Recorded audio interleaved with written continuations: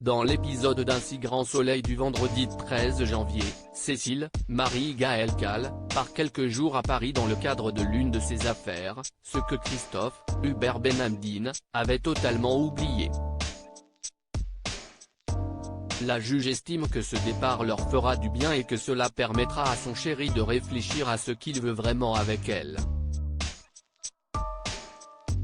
Au commissariat, les soupçons sur Darius se confirment.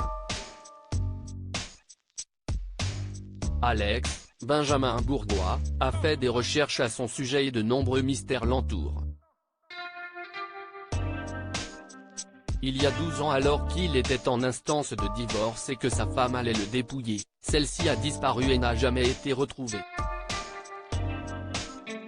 Et en 2013, il a été entendu dans le cadre d'une enquête sur une noyade, sauf que la victime n'était autre que l'un de ses concurrents. Toutefois, l'affaire a été classée en décès accidentel. Manu, Moïse Santamaria, décide alors d'en parler à Becker, Yvon Bach, qui s'agace. Le juge a pris sa décision, l'affaire est close. Surtout, il déplore que son policier ait agi dans son dos. Malgré le remontage de bretelles et le fait que le commissaire a exigé qu'il lâche l'affaire, Manu est déterminé à poursuivre son enquête. Achille, Mathieu Rodriguez, lui, culpabilise. Il pense avoir foutu la merde entre Cécile et Christophe. L'adolescent révèle à Sylvaine avoir un problème avec la juge. Il estime qu'elle en fait trop et est donc mal à l'aise lorsqu'il la voit. Il ne la connaît pas et n'a pas envie de parler de choses intimes avec elle. Sylvain tente de lui faire comprendre qu'elle souhaite nouer des liens avec lui, puisqu'elle va l'adopter, mais pour Achille, seul Christophe va l'adopter. Cécile est simplement la copine de Christophe et il ne souhaite pas que cela change. Le soir venu, le vétérinaire retrouve Ludo Folcomarchi, autour d'un verre. Mais le premier est absent.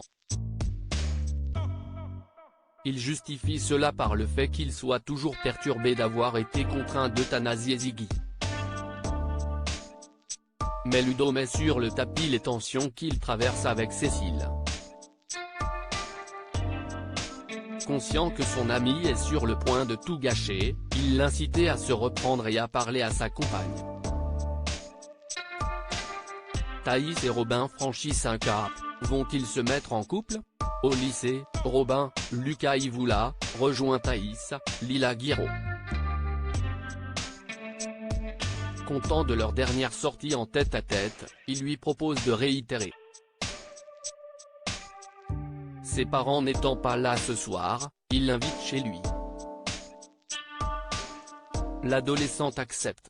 Un rapprochement qui n'a pas échappé à l'œil de Kira, Colline Ramos Pinto, qui s'empresse de savoir si son ami compte sortir avec Robin. Après ce qu'elle a traversé avec Damien, Thaïs aspire à quelque chose de léger.